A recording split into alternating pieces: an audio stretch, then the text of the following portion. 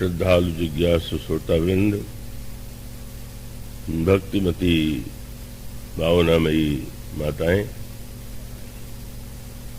उन सब के प्रति मेरा सत सत प्रणाम। आइए इस बार कथा प्रसंग के लिए जो केंद्र चुना गया यहाँ के भक्तों के द्वारा, वह है राम राज्य। अभी इस यात्रा में मैं जिस दिन पहुंचने वाला था उस दिन न पहुंच करके दूसरे दिन पहुंचा। इतना अधिक विलंब हो गया यात्रा में, गाड़ी इतना घूम करके आई। तो किसी ने कहा कि ये विघ्न क्यों पड़ा, तो मैंने कहा उस राम राज्य की स्थापना के लिए तो 14 वर्ष लग गए थे। अगर यहाँ 14 घंटे देर हो रही है कथा के लिए तो कोई आश्चर्य नहीं है। और इसका अर्थ ये है राम राज्य शब्द बहुत प्रचलित है, इन दिनों में भी प्रचलित है। पुराणों में भी राम राज्य की महिमा, राम राज्य के स्वरूप का वर्णन किया गया है। पर मुझे ऐसा लगता है कि इस शब्द का प्रयोग अधिक न किया जाए तो शायद अच्छा हो। इसका तात्पर्य है कि राम राज्य का स्वरूप इतना उदात्त है, इतना ऊंचा है कि इस शब्द का प्रयोग जिस अर्थों में आज किया जाता है वो उससे सर्वथा भिन्न है। महात्मा गांधी ने भी, उन्होंने इस युग के संदर्भ में राम राज्य की स्थापना का संकल्प समाज के सामने प्रस्तुत किया था और इस शब्द का प्रयोग बहुत व्यापक रूप में किया जाता है। पर जैसा कि कल मैंने कहा था कि राम राज्य में ये श्री रामचरितमानस की श्रेष्ठ राज्य के लिए 2 नाम दिए गए, एक तो सुराज्य और दूसरा राम राज्य। तो वस्तुतः हम और आप अधिक से अधिक जो प्रयास कर सकते हैं वह सुराज्य ही हो सकता है, होना चाहिए। राम राज्य की स्थापना और उसके स्वरूप का जो वर्णन किया गया है वह तो एक ऐसी प्रक्रिया है कि जो एक बार ही सारे इतिहास में घटित हुई, उसके बाद घटित नहीं हुई। और उसका अभिप्राय यह है कि एक सज्जन ने मुझसे पूछा, राम राज्य आज बन सकता है कि नहीं? मैंने कहा नहीं, संभव नहीं। हम अधिक से अधिक सुराज्य का आदर्श सामने रखें और राम राज्य की भावना को हृदय में पहले ग्रहण करने की चेष्टा करें। राम राज्य की राम राज्य शब्द जो है तो उसको यूं मैं कहना चाहूंगा कि राम राज्य तो एक बार त्रेता में बना। जो सूर्यवंश था उसमें अधिकांश राजा बड़े उत्कृष्ट और प्रजा के प्रति अनुरागी थे और उनका राज्य सुराज्य था। भगवान श्री राम की वंश परंपरा में कि जिनका लोकुश से लेकर के जिनका जन्म होता है क्रमशः, उनके द्वारा भी श्रेष्ठ राज्य का जो स्वरूप था उसी को प्रस्तुत करने की चेष्टा की गई।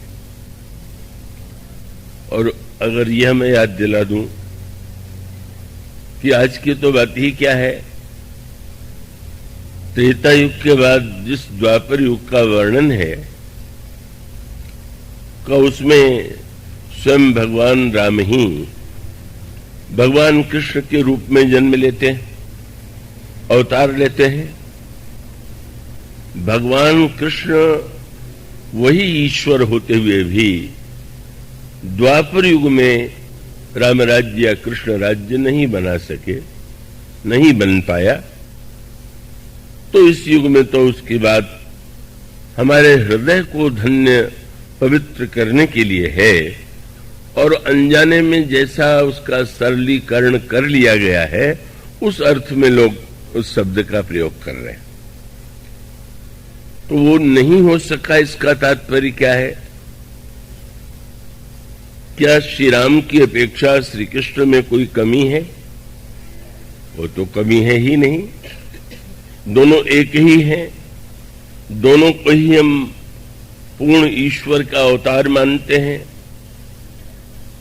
पर यदि द्वापर युग में भी राम राज्य नहीं बन सका, श्री कृष्ण राज्य नहीं बन सका, तो उसका एकमात्र कारण यह है, जिसका संकेत गोस्वामी जी ने जब वो सिंहासन पर श्री राम और सीता जी का वर्णन करते हैं तो उसमें एक विलक्षण सा संकेत है, और वो संकेत यह है कि भगवान राम और सीता जी सिंहासन पर विराजमान हैं, पर उनके आसपास जो पात्र आपको खड़े दिखाई देते हैं, कभी उनकी ओर आपका ध्यान गया? गोस्वामी जी कहते हैं, राज चिन्ह के रूप में जो वस्तुएं उस समय युग में मानी जाती थी, रामायण के पात्र जो वहां थे वो अलग अलग वस्तुओं को उठाए हुए थे। और वे वस्तुएं कौन थीं? वे कहते हैं छत्र, चामर, व्यजन, धनु, अस्सी, चर्म और शक्ति। और उठाने वाले कौन हैं? गोस्वामी जी कहते हैं कि भरतादि अनुज विभीषण अंगद हनुमदादि समेत ते गहे छत्र चामर व्यजन धनु अस्सी चर्म शक्ति विराजते। श्री सहित दिन कर वंश भूषण काम बहुज छवि सोहई न अम्बुधर बरगात अम्बर पीत सुरमन मोहई। इसमें जो निहित संकेत है आप और हम उसे समझने की चेष्टा करें, और इसका अर्थ यह है कि श्री राम को हम व्यक्ति नहीं मानते, साक्षात ईश्वर मानते। अगर ईश्वर के द्वारा ही राम राज्य बन पाता होता तो वह ईश्वर तो हम सबके हृदय में ही विराजमान है, ऐसा सारे शास्त्र कहते हैं, ऐसा सभी आचार्यों का मत है। और तब उसका सूत्र यह है कि राम राज्य की स्थापना के लिए केवल ईश्वर का होना ही यथेष्ट नहीं है, आवश्यकता इन पात्रों की है। जो पात्र यहां पर खड़े, श्री भरत, श्री लक्ष्मण, श्री शत्रुघ्न, हनुमान जी महाराज, विभीषण और अंगद, और इनके हाथ में जो वस्तुएं,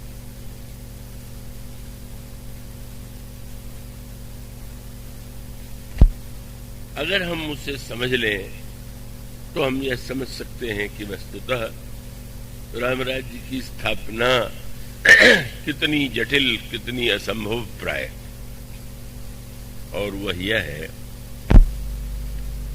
कि श्री राम तो प्रत्येक युग में है।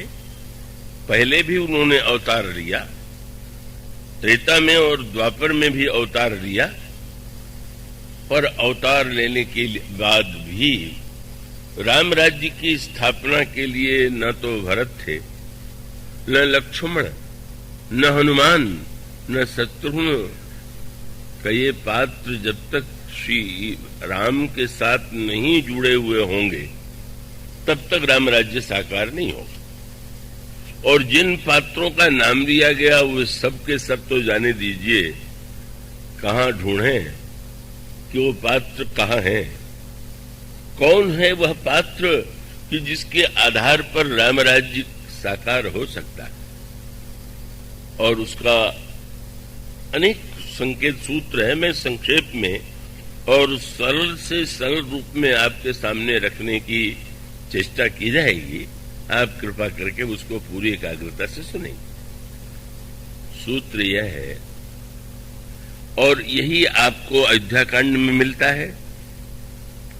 जब आप यह पढ़ते हैं कि महाराज श्री दशरथ ने यह संकल्प लिया कि कल अयोध्या के राज सिंहासन पर मैं युवराज के रूप में राम को अभिषिक्त करूंगा, और उसका अभिप्राय है कि उनके हृदय में राम राज्य की स्थापना का संकल्प उदित हुआ, जागृत हुआ। अयोध्या में चारों ओर समाचार फैल गया और वो प्रतिक्षण अयोध्या वासियों के लिए ऐसी व्याकुलता का क्षण था कि जब वो सोचते थे कि कल कितनी जल्दी आवे, और वो घड़ी कैसी होगी जब श्री राम और सीता कनक सिंहासन सीय समेता बैठहि राम होई चित चेता। और वह उनका संकल्प महाराज दशरथ जैसा महान पुण्यमय जो पूर्व जन्म में मनु थे, वे मनु जो मनुष्य जाति के आदि पुरुष हैं, और वह मनु जो महान कठिन तपस्या के बाद दशरथ के रूप में जन्म लेते हैं, जिनके घर में स्वयं ईश्वर ने बालक के रूप में जन्म लिया, वे महाराज श्री दशरथ भी उस संकल्प को साकार नहीं कर पाए। लग रहा था कि तो बड़ा सरल है, बैठ जाएंगे सिंहासन पर, राम राज्य बन जाएगा।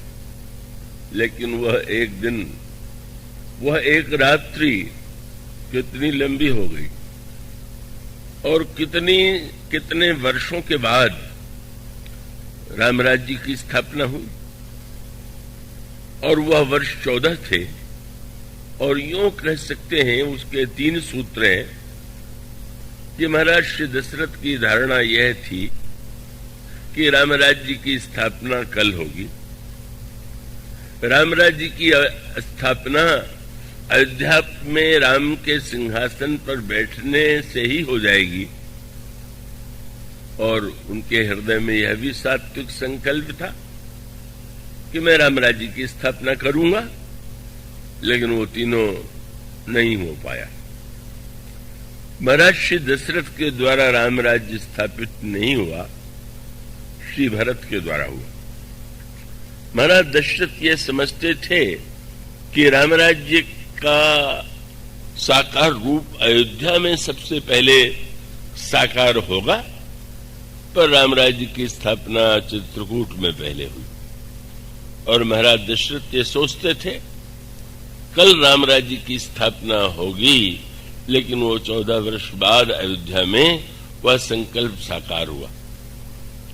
इससे आप समझ सकते हैं कि राम राज्य की प्रक्रिया कितनी जटिल है, कितनी कठिन है। कहना बड़ा सरल है, राम राज्य के विषय में ये कहना कि राम राज्य स्थापित करना हमारा उद्देश्य है, इसे कहा जाता है, कहना संभव है। लेकिन क्यों राम राज्य नहीं बनता, और सचमुच राम राज्य के स्थान पर एक जो दूसरा शब्द रामायण में है, स्वराज्य, जिसमें चित्रकूट में श्री भरत जाते हैं तो उनको ऐसा लगा कि जैसे एक ऐसे राज्य से निकल करके वो एक ऐसे राज्य में आ गए हैं कि जिसके लिए रामायण में चित्रकूट के प्रसंग में चौपाई आपको पढ़ने को मिलेगी। राम राज कब, जिसमें भी भरत चित्रकूट में जाते हैं तो देखते हैं राम बास वन संपत्ति व्राजा, सुखी प्रजा जन पाई सुराजा। श्री भरत को ऐसा लगा कि यहां पर सुराज्य बन गया। सुराज्य और रामराज्य में जो मूलतः एक अंतर है, और वो थोड़ा मैं समझता हूं कि आपके अपने बौद्धिक क्षमता और भावनाओं पर मुझे विश्वास है, इसलिए आप थोड़ा जटिल हो तो भी आप उसे एकाग्रता से समझेंगे। और इसका उत्तर है कि सुराज्य जो है उसे स्थापित करने के लिए व्यक्ति को प्रयत्न करना चाहिए, और प्रयत्न यदि साकार होता है तो प्रजा सुखी और संतुष्ट होती। पर रामराज्य की स्थापना के लिए कोई प्रयत्न करने की आवश्यकता नहीं। बड़ी उल्टी सी बात मैं कह रहा हूं, पर उसका अर्थ है कि रामराज्य तो वस्तुतः है, रामराज्य बनाना थोड़ी है, पर राम के सिंहासन पर हम बैठ गए हैं इसलिए रामराज्य नहीं। वो रामराज्य, अन्य सुराज्य तो बनाना पड़ेगा, पर रामराज्य माने ईश्वर का राज्य। तो ईश्वर अगर पहले भी था, अभी और भविष्य में, इसलिए श्री भरत ने ये नहीं माना कि रामराज्य बनाना। श्री रामराज्य श्री भरत जैसा जो चिंतक है उसके माध्यम से उसका रूप प्रकट होता है, स्थापित नहीं होता। व्यवहार में तो हम कहेंगे स्थापित हुआ, पर उसका तात्पर्य क्या? श्री भरत यह थोड़ी मानते हैं कि रामराज्य बनाना है। एक लंबी योजना प्रस्तुत की थी गुरु वशिष्ठ ने श्री भरत के सामने। कि महाराज श्री दशरथ के हृदय में संकल्प उदित हुआ और अचानक सारा संकल्प ध्वस्त हो गया, और वो ध्वस्त हो गया इसलिए कि एक पात्र मंथरा है। मंथरा यह समाचार सुनकर अत्यंत दुखित होती है कि अयोध्या के राज सिंहासन पर राम बैठेंगे, और तब वह कैकेयी की दासी है, महारानी कैकेयी के पास जाती है और उनको वर्गलाने में, उनको भड़काने में, उनकी बुद्धि को भ्रष्ट करने में सफल हो जाती है। परिणाम होता है कि रामराज्य के स्थान पर महाराज श्री दशरथ को मौन भाव से स्वीकार करना पड़ा कि अयोध्या की राज सिंहासन पर भरत बैठेंगे, और श्री राम को 14 वर्ष के लिए वन जाना है। वे अपनी उस स्थिति में थे ही नहीं कि जब वो बोल सकें, निर्णय दे सकें, पर उनके सामने कैकेयी ने जब यह प्रस्ताव रखा तो उस समय श्री राम ने उसे बड़ी ही प्रसन्नता से स्वीकार कर लिया। और प्रसन्नता से स्वीकार करने के बाद श्री राम वन चले जाते हैं। श्री राम वन जाते हुए अत्यंत प्रसन्न है, अत्यंत आनंदित। और उसके पश्चात महाराज श्री दशरथ इतने व्याकुल हैं कि वो अपने प्राण का परित्याग कर देते हैं। ननिहाल से श्री भरत को बुलाया जाता है और गुरु वशिष्ठ धर्म का निरूपण करते हुए श्री भरत से कहते हैं कि तुम्हारे पिता इतिहास में एक ऐसे व्यक्ति हैं जैसा व्यक्ति आज तक कभी कोई नहीं उत्पन्न हुआ था। उन्होंने कहा कि हां, तुम्हारे कुल में भी और इतिहास में भी ऐसे व्यक्ति हुए हैं जो धर्म और मर्यादा परायण थे, और ऐसे व्यक्ति भी हो सकते हैं कि जो भावुक या भक्त रहे। लेकिन दोनों का निर्वाह एक व्यक्ति के जीवन में नहीं दिखाई देता। जो कर्तव्य परायण होते हैं, धार्मिक होते हैं, उनमें स्वाभाविक रूप से थोड़ी शुष्कता होती है, और शुष्कता के बिना मर्यादा का पालन भी नहीं हो सकता। कठोरता के बिना मर्यादा की रक्षा भी नहीं हो सकती। और जो भावुक होते हैं, स्वाभाविक है कि वो बड़े कोमल होते हैं, सहृदय होते हैं, और उनका जीवन भावना के द्वारा संचालित होता है। और इसीलिए जब वो आपने प्रसिद्ध वाक्य सुना होगा कि प्रेम में नेम नहीं रहता, तो जहां पर भावुकता होती है, स्वाभाविक रूप से वो व्यक्ति उतना एक कठोर निर्णायक भी नहीं हो सकता, उतना मर्यादा का शुष्क पालक भी नहीं हो सकता। तो स्वाभाविक रूप से भावना और कर्तव्य का जो पथ है, उसमें भिन्नता है। धर्म यदि कर्तव्य का समर्थन करता है, तो भक्ति में भावना को प्रधानता दी गई। महाराज गुरु वशिष्ठ ने कहा, तुम्हारे पिता इतने महान थे कि उन्होंने जैसा धर्म का पालन किया वह कौन कर सकता है। क्या? उन्होंने कहा, तुम्हारे पिता ने सत्य की रक्षा के लिए उन राम को वन भेज दिया जो उन्हें प्राण से बढ़कर के प्रिय थे। यह है उनकी मर्यादा, सत्यवादिता और धर्म के प्रति निष्ठा। लेकिन वो केवल मर्यादावादी ही नहीं थे।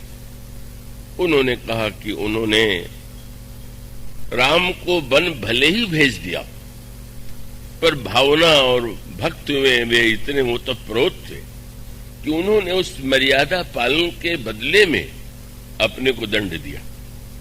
और दंड यह था कि उन्होंने शरीर का परित्याग कर दिया। इतना बड़ा प्रेमी और इतना बड़ा धार्मिक कोई इतिहास में नहीं हुआ।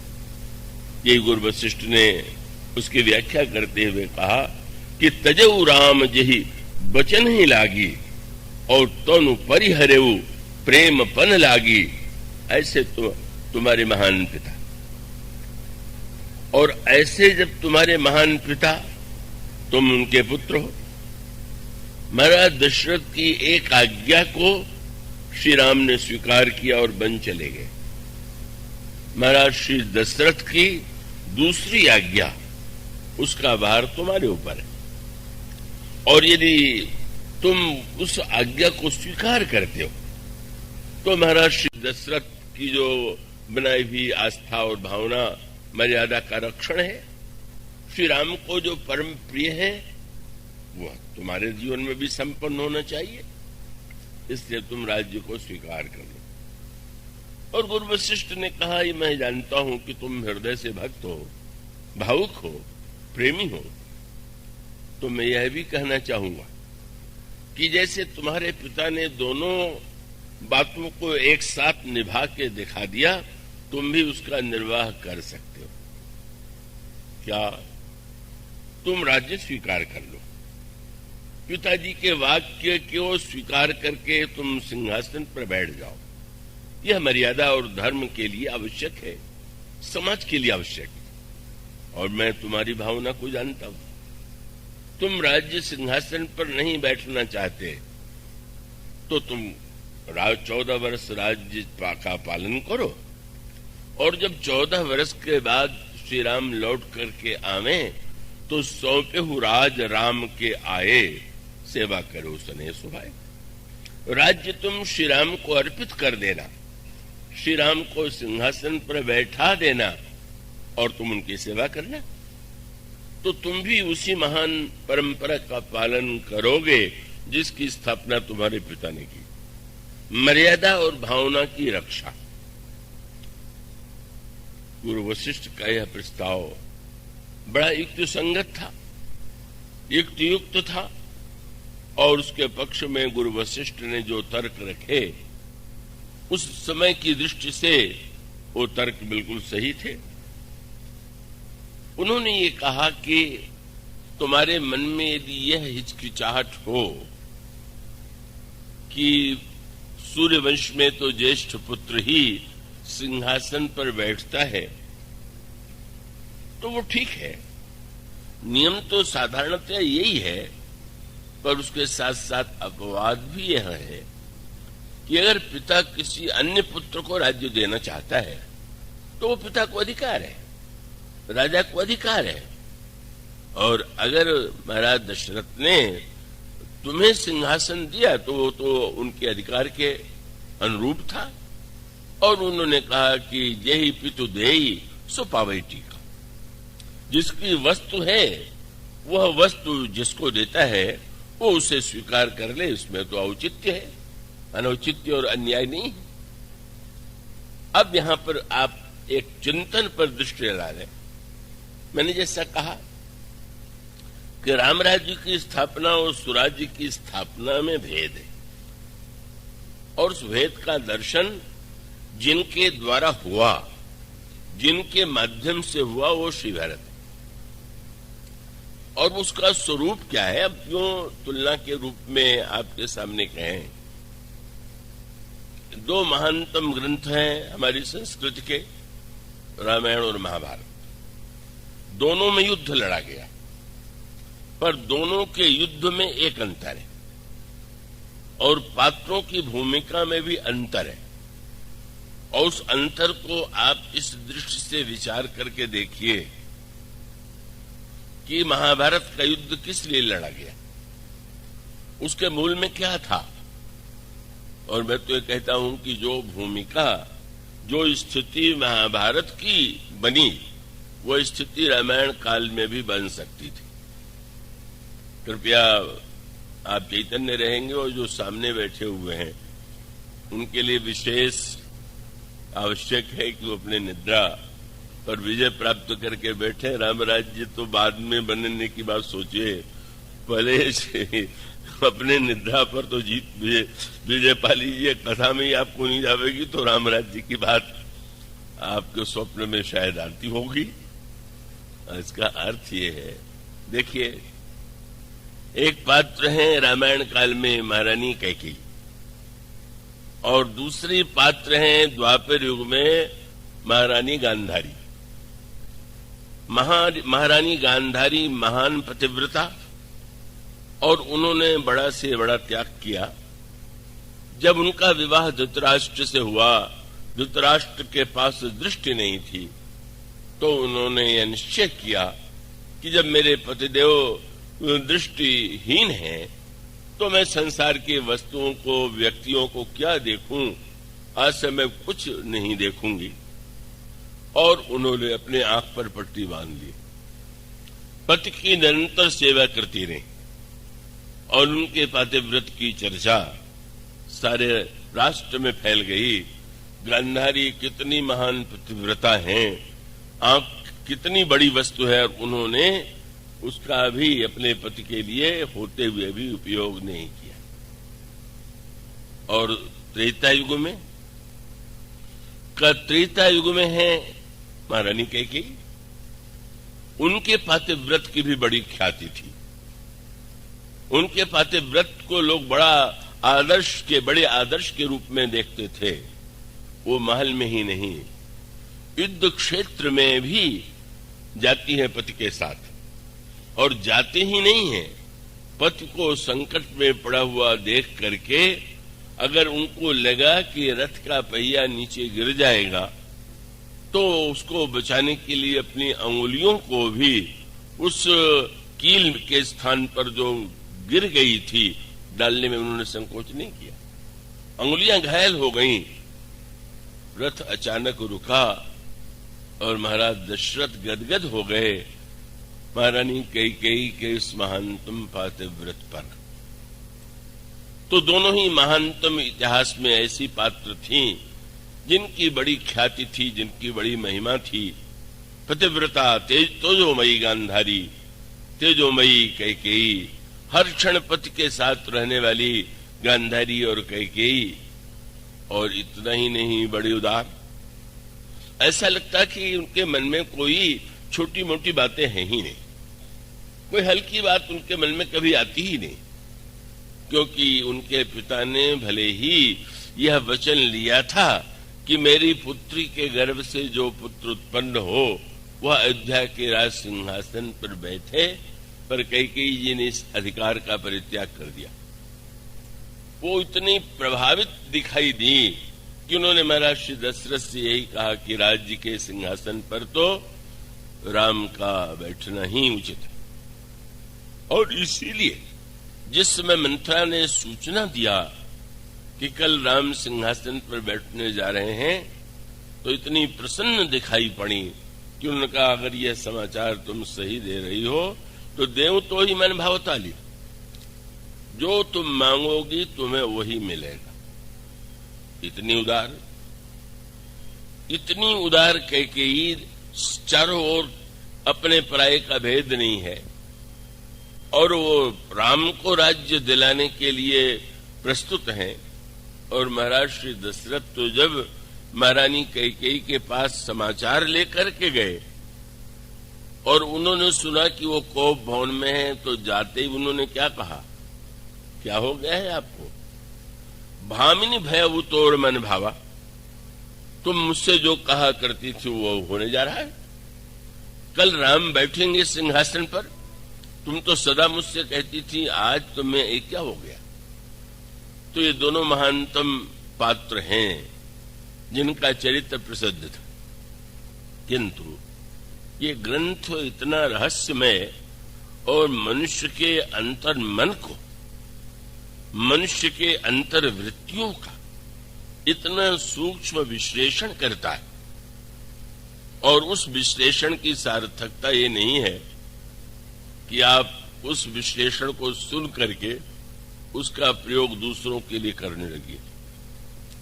उसकी सार्थकता तब है कि जब वह विश्लेषण हमें अपने आप को समझने और देखने की दृष्टि दे।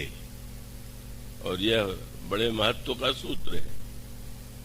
राम राज्य की स्थापना की बात यदि आज हम करते हैं तो यह बताते हैं कि दूसरों में क्या कमी है और दूसरों को क्या करना चाहिए। और राम राज्य की स्थापना के मूल में तो ये दर्शन ही नहीं है। दूसरों में क्या कमी है और कैसे उन्हें करना चाहिए, ये बात बाद में सोचिएगा। हम में क्या कमी है और हमें क्या करना चाहिए, पहले ये सोचना। जब हम सारी दृष्टि केवल दूसरों की कमी ढूंढने में लगा दें और अपनी विशेषताओं का गुणगान करने में लगा लें, तो मानो वह जो राम राज्य का दर्शन है उससे हम सर्वथा दूर चले गए, चिंतन से दूर चले गए। गोस्वामी जी यह बताना चाहते हैं कि अच्छे और बुरे व्यक्ति की परिभाषा करना इतना सरल नहीं, क्योंकि एक व्यक्ति है उसे हम आज देख रहे हैं, पर वो जैसा दिखाई दे रहा है उतना ही नहीं है उसके हृदय में, उसके मन में। और हम तो पुनर्जन्मवादी हैं, जन्म जन्मांतर पर विश्वास करते हैं। वो व्यक्ति आया हुआ है नए शरीर में, और पूर्व जन्मों के न जाने कितने संस्कार, न जाने कितनी कामनाएं, न जाने कितनी इच्छाएं लेकर के आया हुआ है। और आज वह जो दिखाई दे रहा है, हो सकता है कल वह वैसा न दिखाई दे। उसके भीतर जो कुछ है का वो कहां से का उसे आगे दूसरे रूप में बदल देता है। आप इस पर विचार कीजिए। हम लोग अपने जीवन पर विचार करें। हम लोग अपने आप को बड़ी सरलता से श्रेष्ठता का प्रमाण पत्र दे देते हैं, पर ये बताने के लिए गांधारी महान थी, पर कहीं कोई कमी थी कि नहीं? महारानी कैकेयी महान थी, पर उनमें कमी थी कि नहीं?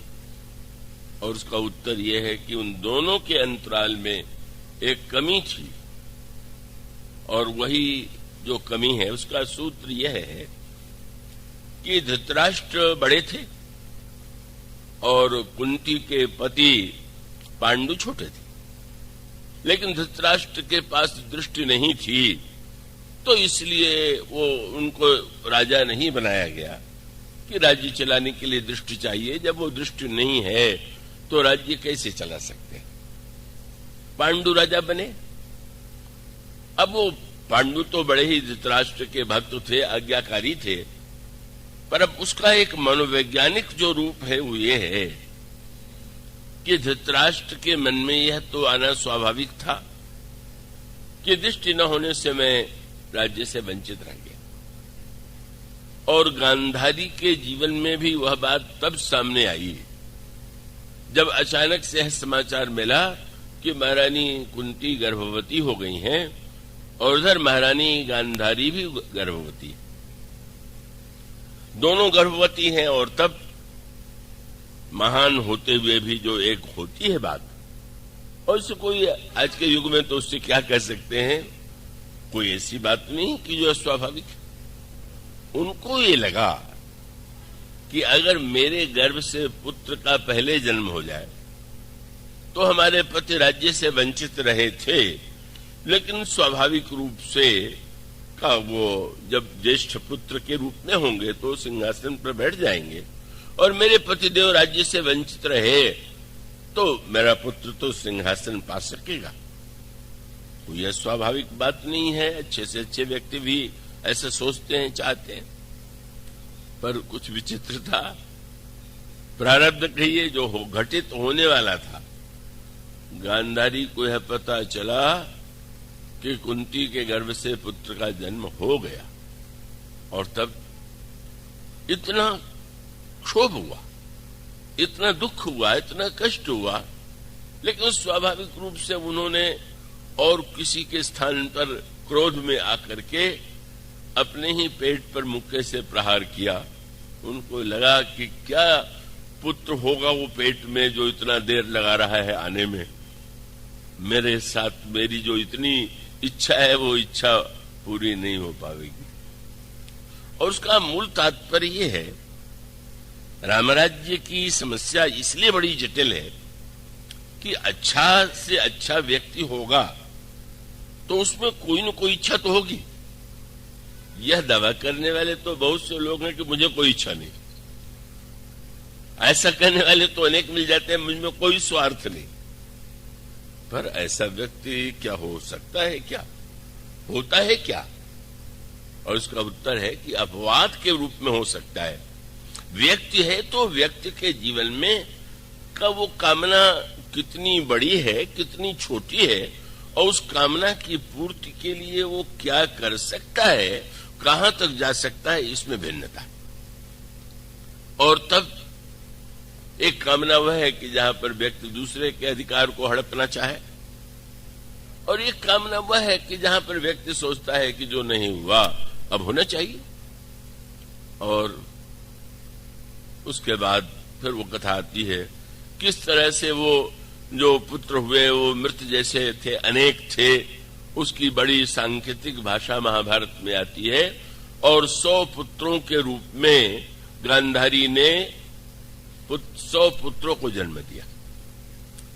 कुंती के द्वारा तो पुत्र हुए, 3 पुत्र हुए, और दूसरी जो उनकी महाराज पांडु की पत्नी थी उनके द्वारा 2 पुत्र, यहां 5 और वहां 7। अंत में दुर्योधन के मन में जो बात थी वही थी जो गांधारी के हृदय में थी, और गांधारी के हृदय में थी। और वो भले ही जैसा मैंने कहा कि अब गांधारी की विशेषता ये नहीं है कि वो हल्केपन पर उतर करके सोचें कि कुंती के पुत्रों का को मरवा दें या उनकी मृत्यु हो जाए। वो कुछ नहीं उन्होंने किया, अपने ऊपर ही प्रहार किया। लेकिन गर्भ में रहने वाला पुत्र उससे बहुत आगे बढ़ गया। वो जिस कामना को पाल रही थी का वह दुर्योधन में अतिशय प्रबल हो जाती है, और तब वो सारा संघर्ष जो है एक परिवार का संघर्ष बन गया, जहां पर कौन राज्य का उत्तराधिकारी है, किसे होना चाहिए, और इस तरह से महाभारत के युद्ध का बीज बना। और दुर्योधन ने उसके लिए सारे अनुचित से अनुचित मार्गों का अवलंबन लिया। महारानी गांधारी ने बार बार उसको रोका क्योंकि उनका चरित्र विचारपूर्ण है।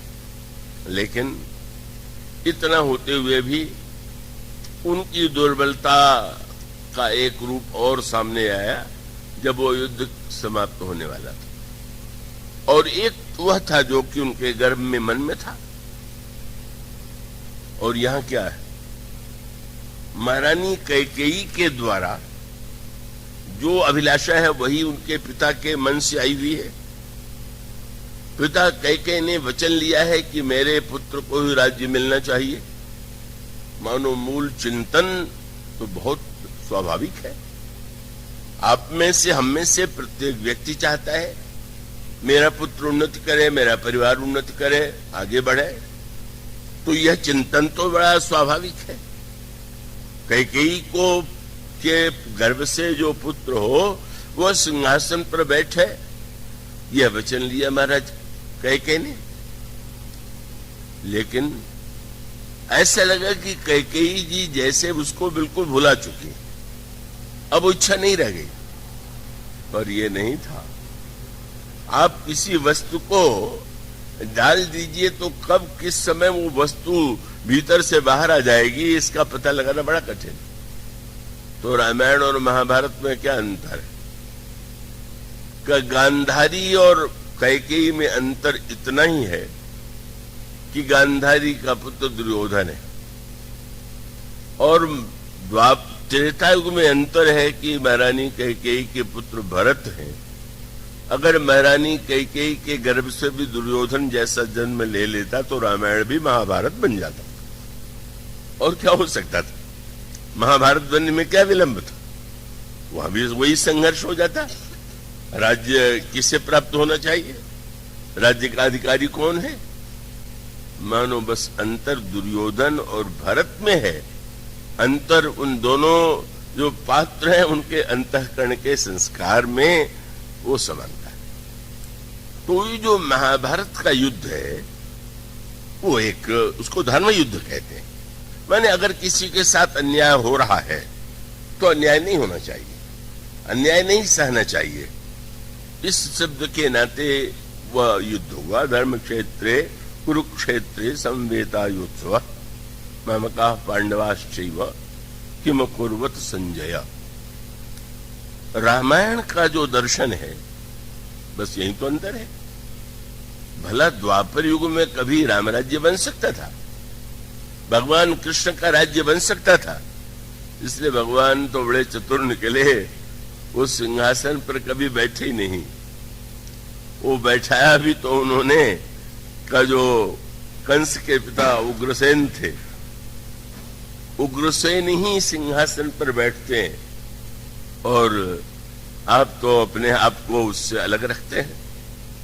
उसका एकमात्र कारण यह है कि राम राज्य सक्रिय से अधिक विचार की भूमि में स्थापित होता है, चिंतन में स्थापित होता है। और विचार और चिंतन का अंतर ही द्वापर युग का और त्रेता युग का महान अंतर है। द्वापर युग के जो बुरे पात्र हैं उनको तो जाने दीजिए, जो अच्छे पात्र हैं उनके चरित्र को पढ़ करके भी चकित हो जाना पड़ता था कि क्या सचमुच ऐसे भी धर्मात्मा हो सकते थे क्या? युधिष्ठिर उस युग के धर्मराज थे। ये न समझिएगा युधिष्ठिर सार्वकालिक धर्मराज है। तो त्रेता युग की कसौटी पर वो किसी प्रकार से धर्मराज सिद्ध नहीं होंगे, पर वो फिर वो इस युग के थे। उस युग में उनको धर्मराज की उपाधि प्राप्त थी। और धर्मराज की धर्म संबंधी धारणा क्या थी? दुर्योधन ने अगर जुआ खेलने के लिए आमंत्रण दिया तो वो धर्म की दृष्टि से जुआ खेलने गए। उनकी मान्यता ये थी कि क्षत्रिय को अगर कोई युद्ध के लिए या जुए के लिए ललकारे तो उसे अवश्य उसको स्वीकार करना चाहिए, नहीं तो छात्र धर्म से विमुख हो जाएंगे। इस प्रकार से धर्म की कोई व्याख्या त्रेता युग में बिल्कुल नहीं थी। कोई युद्ध के लिए कहे और लड़ना जरूरी है, कोई जुए के लिए निमंत्रण दे तो जुआ खेलना जरूरी है। जो धर्म इस तरह से जिस युग की व्याख्या हो उस युग में क्या रामराज्य बनेगा?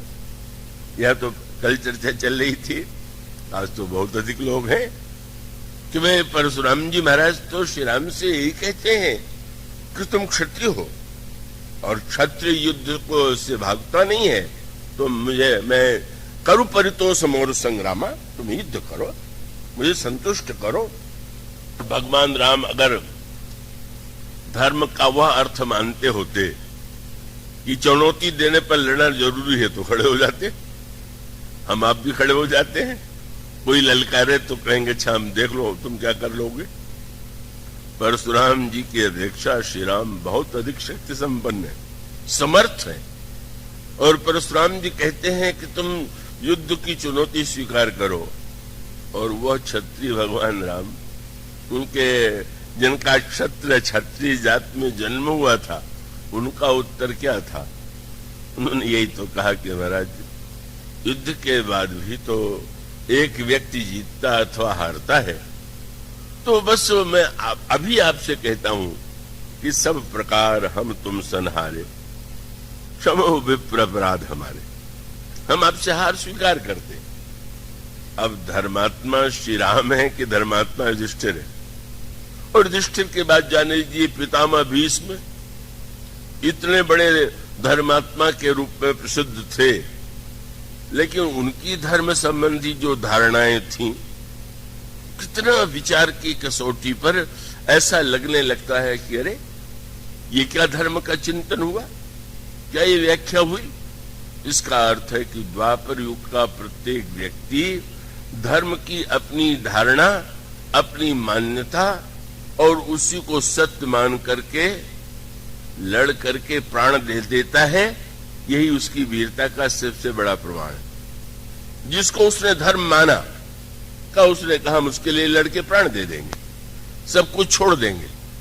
और आप कल्पना कीजिए जुआ में जो व्यक्ति राज्य नहीं भाई को और भाई नहीं पत्नी को भी हार सकता है, ये तो दोष यही है कि भीष्म ने या द्रोण ने क्यों नहीं रोका। पर युधिष्ठिर क्यों नहीं बोलते, क्यों नहीं अर्जुन बोलते हैं? उनको भी तो कहना चाहिए कि तुम नग्न करने की चेष्टा करके अन्याय कर रहे हो, क्योंकि सब धर्म के विषय में उलझे हुए भ्रांत हैं।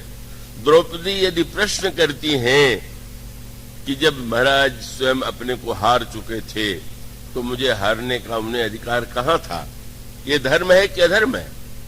और महान धर्मात्मा विश्व जो बैठे हुए, इसका अर्थ यह है कि सच बात तो यह है कि अधिकांश व्यक्ति इस शब्द का प्रयोग करते हुए जानते भी नहीं है कि वस्तुतः धर्म का तात्पर्य क्या है, धर्म का अर्थ क्या है, धर्म का उद्देश्य क्या है। इतने महानतम पात्र इस प्रकार के कार्य में उलझे हुए, और ये पढ़ करके तो मुझे बड़ी सोच के हंसी भी आती है। युद्ध प्रारंभ हो गया। उस समय युद्ध का एक धर्म ये सुन लीजिए कि किसकी ओर से आप लड़ेंगे। बोले जो आपको पहले निमंत्रण देने पहुंच जाए। ये विचित्र धर्म हुआ।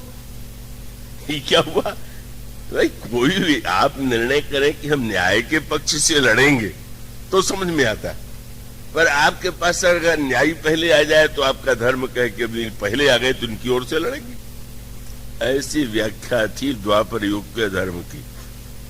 और उस धर्म की व्याख्या का सबसे विचित्र दृष्टांत था महाराज नकुल सहदेव के मामा महाराज शल्य का। शल्य को निमंत्रण मिला युधिष्ठिर की ओर से पहले, तो उन्होंने निर्णय किया कि वो तो हमारे भांजे भी हैं और निमंत्रण भी पहले तो हम चलेंगे। सेना लेकर के चले, और सेना लेकर के चलने के बाद अब लंबी यात्रा थी तो मार्ग में देखा ठहरने का बड़ा सुंदर प्रबंध है, सुख सुविधा है। जो सेवक सामने निकल करके आए, आइए विश्राम कीजिए, रात्रि के बाद सवेरे जाइएगा। रात्रि को ठहरे, सुस्वादु व्यंजन भोजन किया, सोए। और प्रातः काल चलते समय वो रात को भी सोचने लगे कि मेरे भांजे युधिष्ठिर को कितना मेरा ध्यान है कि रास्ते में भी मेरे लिए प्रबंध कर दिया। अब बेचारे युधिष्ठिर उतने प्रबंध की स्थिति में तो थे नहीं। तब सेवकों से जब उन्होंने ये कहा कि मेरे भांजे युधिष्ठिर को मैं भी धन्यवाद दूंगा और तुम लोग भी कहना कि मैं बड़ा ऋणी हूं कि उन्होंने मेरे सुख सुविधा का इतना ध्यान रखा। और तब उन सेवकों ने कहा कि महाराज, प्रबंध तो आपके भांजे की ओर से किया गया है, पर वो दुर्योधन महाराज हैं, युधिष्ठिर नहीं। अब महाराज शल्य की धर्म की व्याख्या सुन लीजिए। उनको लगा कि शास्त्र कहता है कि जिसका धान्य खा ले उसकी ओर से लड़े। अब मैंने दुर्योधन का अन्न खा लिया है तो दुर्योधन की ओर से लड़ना मेरा धर्म है। पढ़ करके आज भी आश्चर्य होता है कि ऐसा भी कोई चिंतन हो सकता है क्या? अगर निमंत्रण आया उनकी ओर से तो उनकी ओर से लड़ेंगे, भोजन कर लिया दुर्योधन का तो दुर्योधन की ओर से लड़ेंगे। और उनको दृढ़ विश्वास था कि धर्म ही सबसे बड़ी वस्तु है। युधिष्ठिर कितने भी प्रिय क्यों न हो, पर मैं धर्म का त्याग नहीं कर सकता।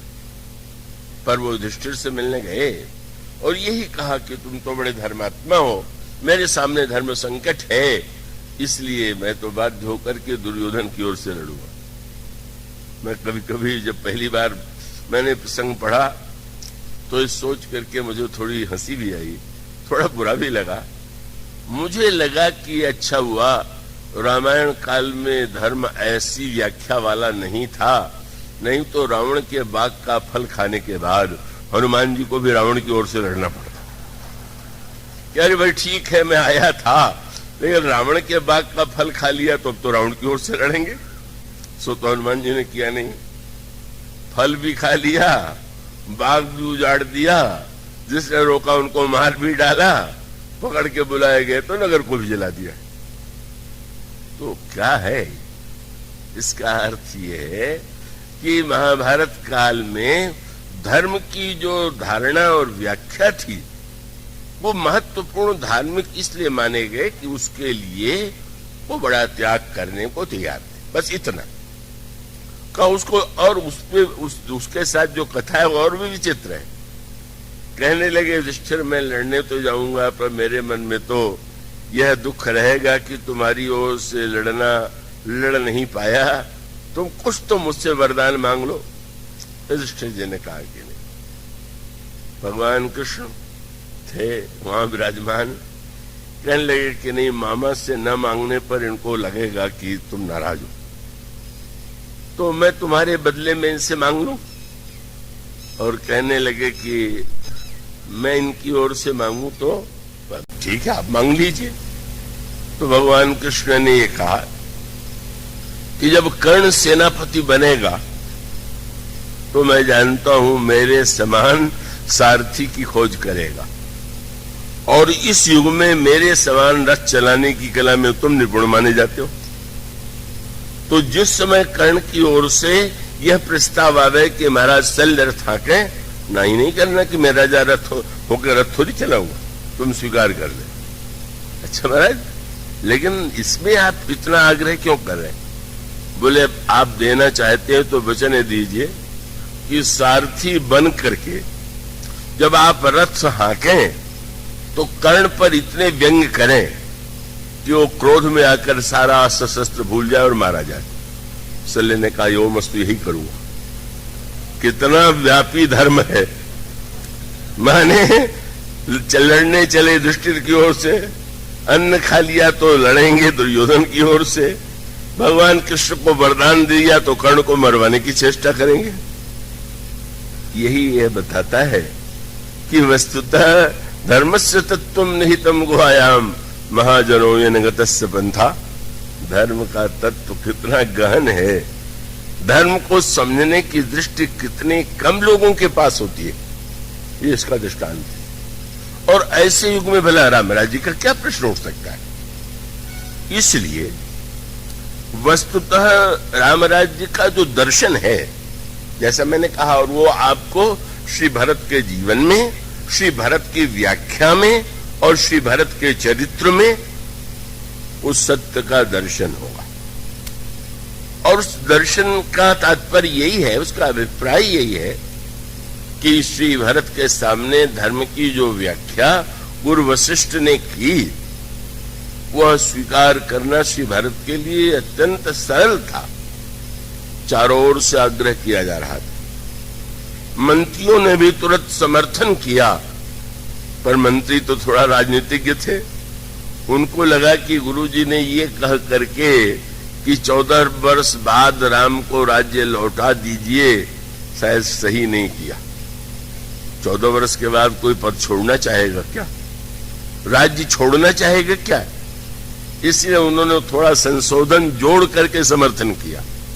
कीजिए गुरु आए सु अवसी, कहीं सचिव कर जोरी, रघुपति आए उचित जस, पुन तब करस बहोरी। आप राज सिंहासन पर बैठ जाइए, अब श्री राम के आने के बाद फिर देखा जाएगा, अभी टालो। कौशल्या अम्मा ने समर्थन किया। गुरुदेव आज्ञा दे रहे, पिता की आज्ञा है, और राम को तो बड़ी प्रसन्नता होगी, तुम इस प्रस्ताव को स्वीकार कर लो। किंतु श्री भरत उस राम राज्य का तत्व, इसलिए व्यवहार में मैं भले ही कहूं कि राम राज्य श्री भरत ने बनाया, पर सत्य वह है कि श्री भरत जो समझते हैं, जो उनका चिंतन है, वही वस्तुतः राम राज्य का साकार अर्थ है, साकार स्वरूप। और उस पर आप ध्यान दें, जैसा मैंने कहा, जब राजा चुना जाएगा तो राजा योग्य हो, ऐसी इच्छा सबकी होनी चाहिए। तो श्री भरत ने कुछ प्रश्न जो है अयोध्या वासियों के सामने रखे, और गुरु वशिष्ठ ने जितने तर्क किए, उन तर्कों को उन्होंने बिल्कुल अस्वीकार कर दिया। उन्होंने पहले तो गुरुदेव के सामने बड़े विनम्र शब्दों में यह निवेदन किया, और प्रजा और मंत्रियों से भी पूछा कि जब आप राज सिंहासन पर मुझसे बैठने के लिए कह रहे हैं, तो आप मेरे प्रति उदार हैं कि अपने लाभ के लिए ऐसा कर रहे हैं? आपको यदि ये लगता हो कि भरत को राज सिंहासन दे रहे हैं, कितनी बड़ी वस्तु दे रहे हैं, तो आप लोग इस भ्रम में बिल्कुल मत पड़िए। वो मुझे राज्य नहीं चाहिए, राज्य नहीं चाहिए तो उसका अर्थ है आप तो बड़े त्यागी। लेकिन धन्य है श्री भरत, जो संग्रही होते हैं उनको संग्रह का अभिमान होता है, मेरे पास इतना है, और जो त्यागी होते हैं उनको अभिमान होता है, मैंने इतना छोड़ दिया। जिसने उसको भी याद है कि लाखों छोड़ दिया, और जिसने रखा है वो उसको भी याद है कि मेरे पास लाखों है। लेकिन यह जो श्री भरत का चित्र है, चरित्र है, श्री भरत ने कभी नहीं स्वीकार किया कि मैं त्यागी हूं। और व्याख्या कितनी सुंदर। हम सिद्ध यही करने की चेष्टा करते हैं कि हम कितने निस्वार्थ हैं, कितने त्यागी। और श्री भरत जी ने कहा कि आप लोग इतना छोटा पद दे रहे हैं, किसी को बुलाया गया शपथ ग्रहण के लिए, आइए, उन्होंने कहा मैं नहीं आऊंगा। लगा कि क्या पद का लोभ नहीं, पता चला कि नहीं, उनको राज्य मंत्री बनाया जा रहा था, वो पूर्ण मंत्री बनना चाहते थे, इसलिए वो शपथ ग्रहण के लिए नहीं गए। यहां श्री भरत ने ये कहा कि भाई आप लोग जो पद दे रहे हैं वो तो बड़ा छोटा है, और मेरी जो दीनता है, कृपया थोड़ा यहां पर एक शब्द है और रामायण की अपनी दृष्टि है, अपनी व्याख्या। श्री भरत ने कहा कि मनुष्य जो है दीनता से मुक्त होने के लिए, दीनता क्या है? आज अभी थोड़ी देर पहले जब चलने वाले थे तो मैथिली शरण जी ने पूछ दिया, दीनता माने, दीनता का क्या अर्थ? तो दीनता के संदर्भ में श्री भरत ने जो व्याख्या किया, उसके लिए एक विचित्र शब्द का उन्होंने प्रयोग किया। मैं फिर से कहूंगा कि आप उस शब्द की गहराई पर दृष्टि डालेंगे। उन्होंने कहा कि ठीक है, व्यक्ति को लगता है कि मैं छोटा हूं, धन पाके बड़ा हो जाऊंगा, पद पाकर के बड़ा हो जाऊंगा।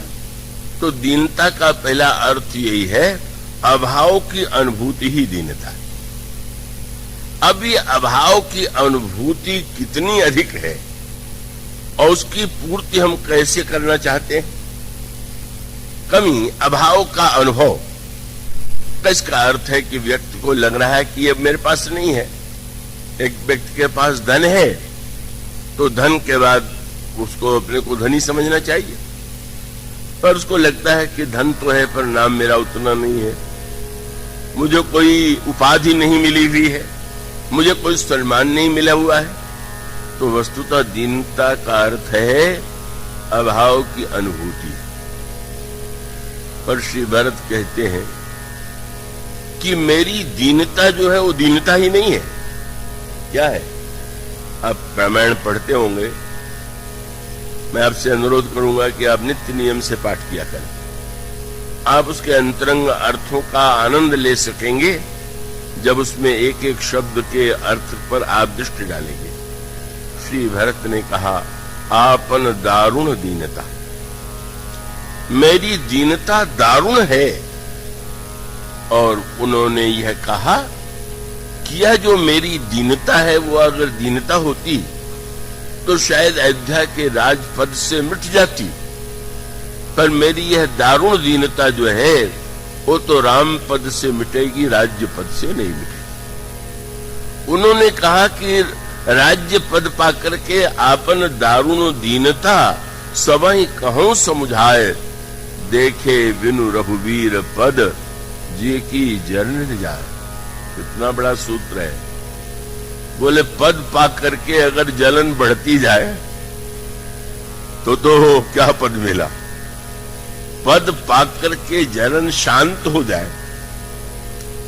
कितने व्यक्ति हैं कि जो दावा कर सकते हैं कि हमें वस्तु मिलने पर हमारे हृदय की ज्वाला शांत हो गई। हम आप सब मस्तुता व्यक्ति के सामने इस सत्य को, जिसको दारुण शब्द के द्वारा बताया गया, उसके गहराई पर विचार नहीं करते। वस्तुजन्य जो अभाव है उसे दूर करना संभव है, पर जो एक विचारजन्य और मानसिक दैन्य है, अभाव है, वो हम मिटाने के लिए वस्तु के द्वारा तो कभी मिटेगी ही नहीं। वस्तुजन्य दीनता, आप किसी के पास मकान नहीं है तो मकान, कपड़ा नहीं है तो कपड़ा, और ये दीनता बड़े महत्व की है, ये मिटना नहीं चाहिए। लेकिन वह दीनता जो बाहर की वस्तु के द्वारा मिट सकती है, वह दीनता है। पर पूरी दीनता जिसको भरत जी कहते हैं, यह दारुण दीनता, यह दारुण शब्द का अर्थ क्या है? दारुण दीनता किसे कहते हैं? और इसका उत्तर आपको गोस्वामी जी के रामायण के अंतिम पंक्ति में, अंतिम छंद में मिलेगा। वो क्या है? जब रामायण की पूरी रचना हो चुकी तो गोस्वामी जी से पूछा गया, इस रामायण से रामचरितमानस को हमें कितनी बार पढ़ना चाहिए? उनका पढ़ते रहो, गाते रहो, रामायण सुमरिए, गाइए रामायण। फिर भी तो उन्होंने कहा कि वो तो 5 और 7 चौपाई भी बहुत। ऐसे लोग यहां भी होंगे जिन्होंने रामायण के नवाह पाठ बहुत किए होंगे, अनेक किए होंगे, और बड़ा अच्छा ये एक मनुष्य के जीवन की साधना है। लेकिन गोस्वामी जी कहते हैं कि रामायण की, रामचरितमानस की 5 और 7 जो चौपाइयां हैं, उतने से भी व्यक्ति का कल्याण हो सकता है। लेकिन एक शर्त लगा दिया उन्होंने, क्या? सतपंच चौपाई, इसको लेकर के बड़ा विवाद है, तर्क वितर्क है कि सतपंच माने क्या होता है। किसी ने कहा 7 पचे 35, किसी ने कहा नहीं 57, किसी ने 5000। गोस्वामी जी मेरी दृष्टि में तो यही कहते हैं कि 5-7 चौपाई है। कोई कह सकता है हम तो पूरी रामायण पढ़ चुके, पर गोस्वामी जी ने कहा उसके साथ 2 बातें जोड़नी पड़ेगी। क्या? बोले सतपंच चौपाई मनोहर जानी। पहले उसको समझिए, जानिए कि है क्या, इस चौपाई में क्या कहा गया है, और जानने तक ही मत रुक जाइए। अगला वाक्य है, सतपंच चौपाई मनोहर जान जे नर उरधर। बुद्धि से समझिए और हृदय में धारण कीजिए, उससे यही कठिनाई आ जाती है। बहुत हुआ तो पाठ कर लिया, और होड़ है कि कितने घंटे में पूरा कर लेते। बहुत हुआ तो अगर बुद्धिमान हुए तो समझ लिया, पर उसको समझना है और हृदय में धारण करना है। गोस्वामी से पूछा गया उसको धारण करने से क्या होगा, तब उन्होंने दारुण की व्याख्या किया। दारुण दीनता क्या है, उसमें आपको मिलेगा दारुण अविद्या पंच जनित विकार श्री रघुबर है। मनुष्य के अंतर हृदय की जो दीनता है, दारुण दीनता है। और दारुण दीनता माने अविद्या के द्वारा जो दीनता उत्पन्न हो गई है, वही वस्तुतः दारुण दीनता। अविद्या, उसके लिए एक शब्द है 5। श्री भरत उसी की ओर हमारा ध्यान आकृष्ट करते हैं। अविद्या की व्याख्या करते हुए रामायण में भगवान राम ने अविद्या की व्याख्या की, और पातंजलि ये कहते हैं, यहां पर आया कि 5 जो दारुण अविद्या के रूप हैं वो नष्ट हो जाते हैं। उसका नाम पातंजलि जी ने दिया अविद्या, अस्मिता, राग, द्वेष और अभिनिवेश। ये जब तक 5 हैं तब तक व्यक्ति की दीनता मिट ही नहीं सकती। कोई ऐसा हो नहीं सकता कि ये 5 बनी रहे और उसकी दीनता मिट जाएगी। और वो अविद्या, अस्मिता, राग, द्वेष, अभिनिवेश।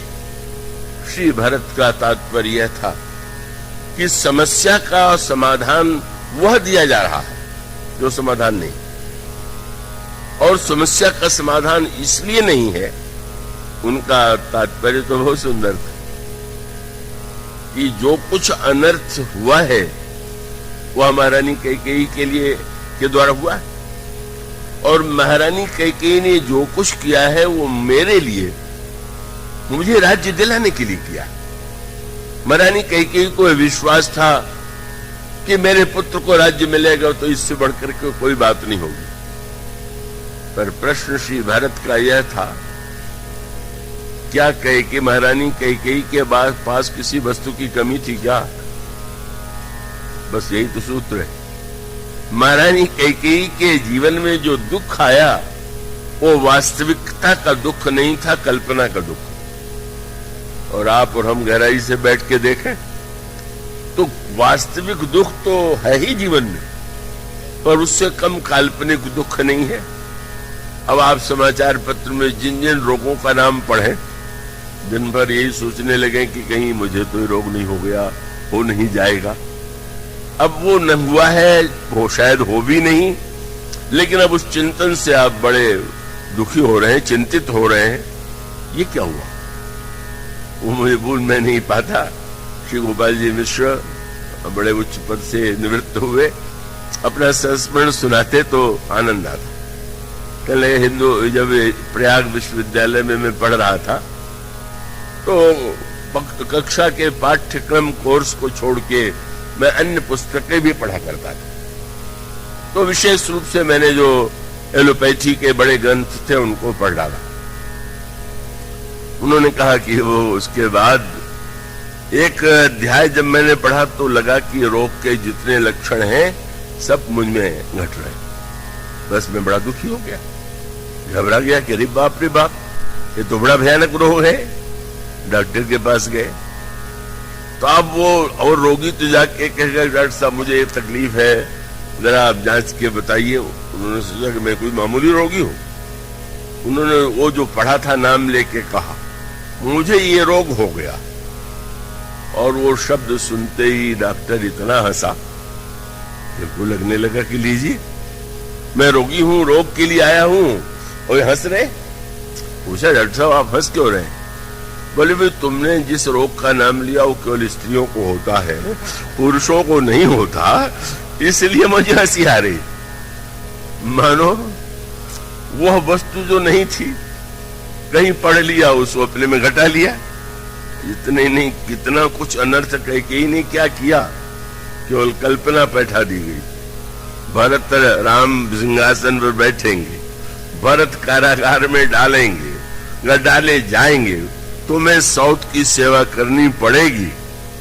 यह जो कल्पना जन्य दुख है, उसके द्वारा उन्होंने इतना बड़ा अन्याय और इतना बड़ा अमंगल का सृजन किया कि उस अमंगल के कारण का भरत ने तो राज्य स्वीकार किया ही नहीं, अयोध्या पूरे दुख में डूब गई। मानो श्री भरत वह उत्तर देते हैं, अगर आप दीनता समाज की मिटाना चाहते हैं तो बाहर ही नहीं, जो भीतर दीन थे वो बताना चाहते हैं कि सारा जो कुछ हुआ है अयोध्या में वो दीनता के कारण हुआ, और वो दीनता अविद्याजन्य है। और आप देखेंगे तो आपको यही तो मिलेगा, यही तो अर्थ था। श्री भरत कहते हैं, आप लोग मेरे प्रति उदार बिल्कुल मत बनिए, आपके इस पद से मेरी समस्या का समाधान नहीं होगा, मेरी दीनता नहीं मिटेगी। और अगर आपको यह भ्रम हो कि आप सिंहासन पर बैठ करके मैं बड़ा योग्य राजा सिद्ध होऊंगा, तो आप देख लीजिए श्री गणेश, जिसके सिंहासन पर बैठने के लिए पिता को प्राण देना पड़ा हो, बड़े भाई को बन जाना पड़ा हो, मातृतुल्या सीता जी को बन बन भटकना पड़ा हो, इतने अन्याय से जो सिंहासन पर बैठेगा वह न्याय करेगा क्या?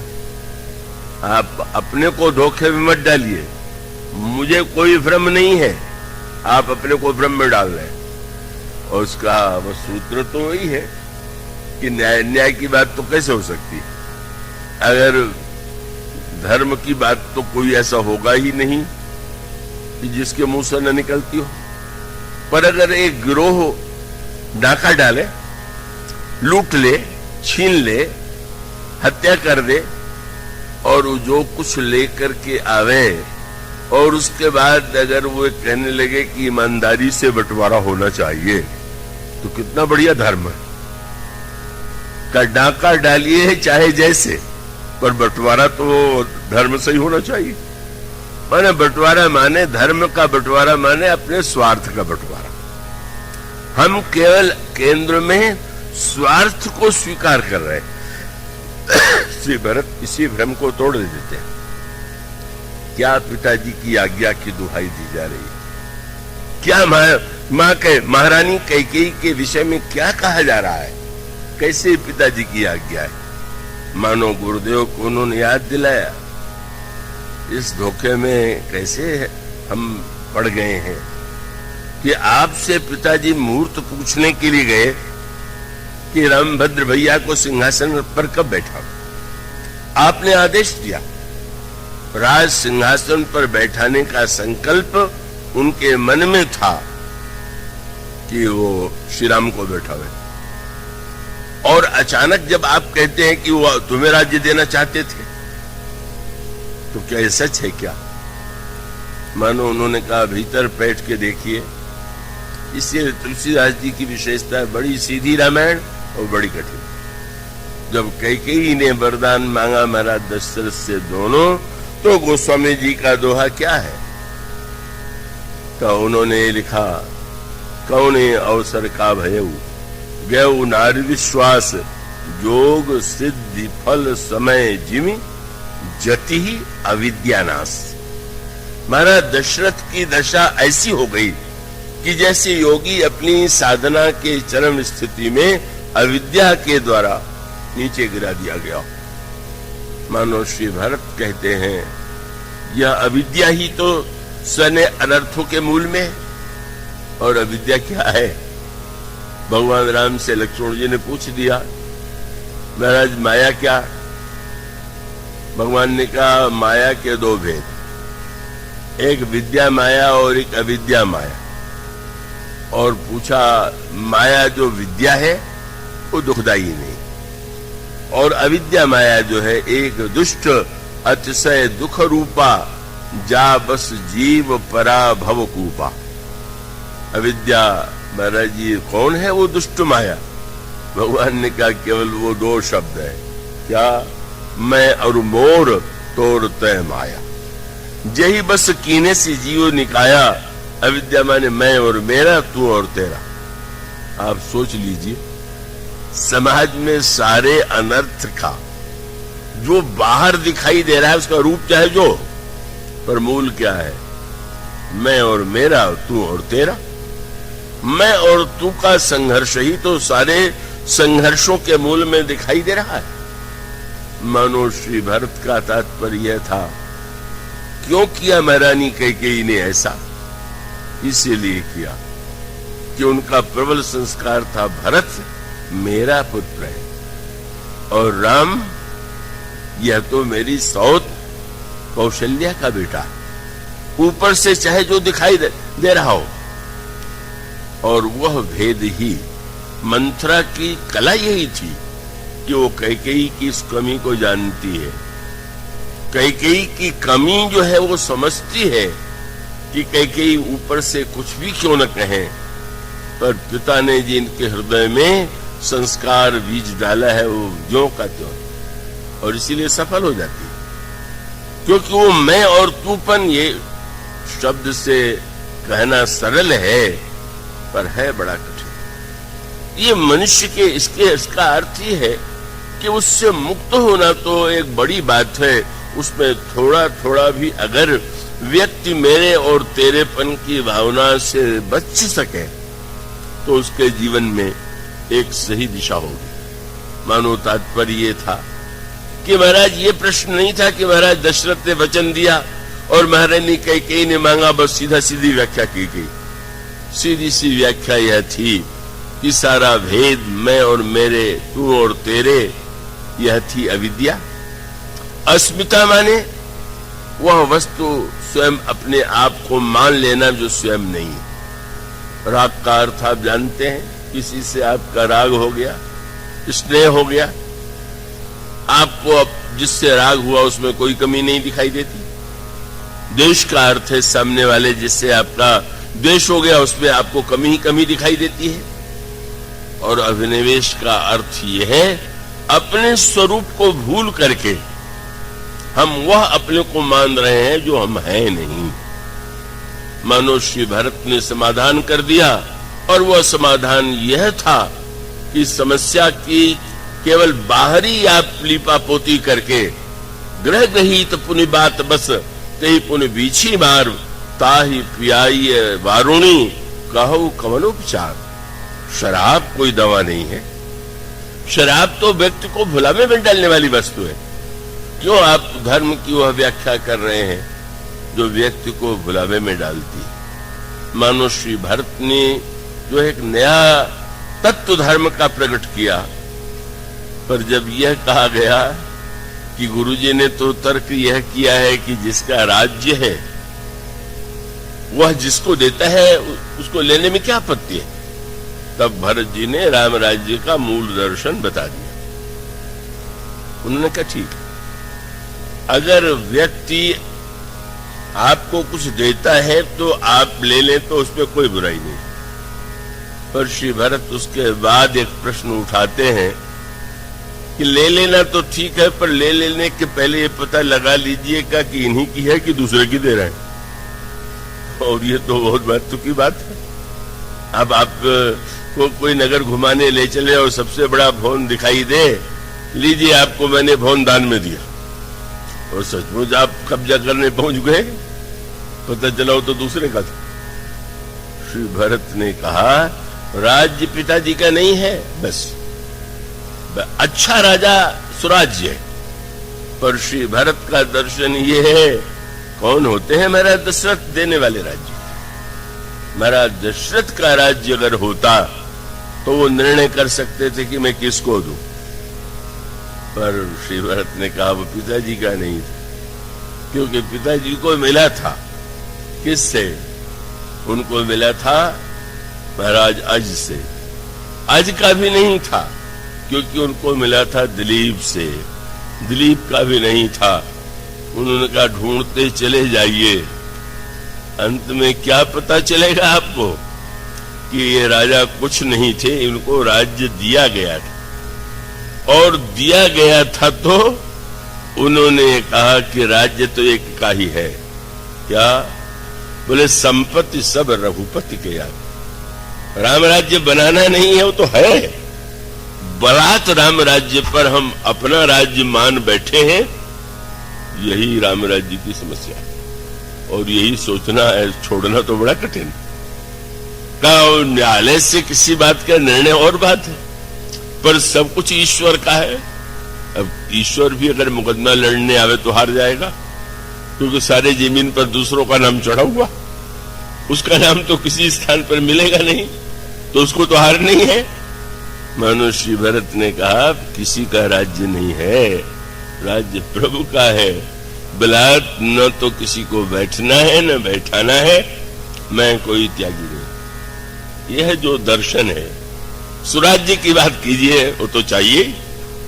उन्होंने भरत जी ने भी कहा कि राजा कैसा होना चाहिए, पर राम राज्य का अर्थ है जो कुछ है वह सब कुछ ईश्वर का ही है, व्यक्ति का नहीं। और उनसे जब भी किसी ने कहा, बड़ा मीठा प्रसंग आता है कि त्रिवेणी के तट पर खड़े हुए तो भरत जी ने कहा अर्थ न धर्म न काम रुचि, गति न चाहो निर्माण। न अर्थ चाहिए, न धर्म चाहिए, न काम चाहिए, न मोक्ष चाहिए। देखा, इससे बढ़ के त्यागी कौन होगा, जिन्हें चारों फल नहीं चाहिए।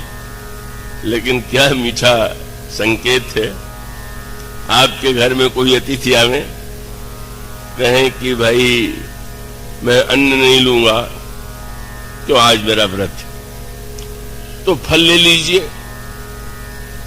नहीं भाई, संतरा नहीं, सेब नहीं, अंगूर नहीं, केला नहीं। सुनने वाले ने कहा महाराज आप फल भी नहीं ले रहे हैं, कुछ तो लीजिए। कहने लगे अच्छा नहीं, फलों का रस दे दीजिए, फल नहीं लेंगे। क्या बढ़िया त्यागी है। इसका अर्थ ये हुआ कि श्री भरत ने कहा कि मैं कोई त्यागी वागी नहीं हूं, आप फल दे रहे हैं, मुझे फल का रस चाहिए। और रस क्या है? समजम नियम फूल फल ज्ञाना, हरिपद रति रस वेद बखाना। मानो इसका अभिप्राय है राम राज्य की स्थापना इसीलिए बड़ी कठिन है कि स्थापित राज्य पर हम लोग बैठे हुए हैं। जब वह वृत्ति मिटे अहम की, मैं और तू की, तो राम राज्य। और वह मैं और तू की वृत्ति को मिटाने की जो पद्धति है, साधना है, वही श्री भरत का जीवन दर्शन है। और इसलिए राम राज्य की जो यह पृष्ठभूमि है, उसकी बात कल से हम आगे और प्रारंभ करेंगे। बोलिए सिया।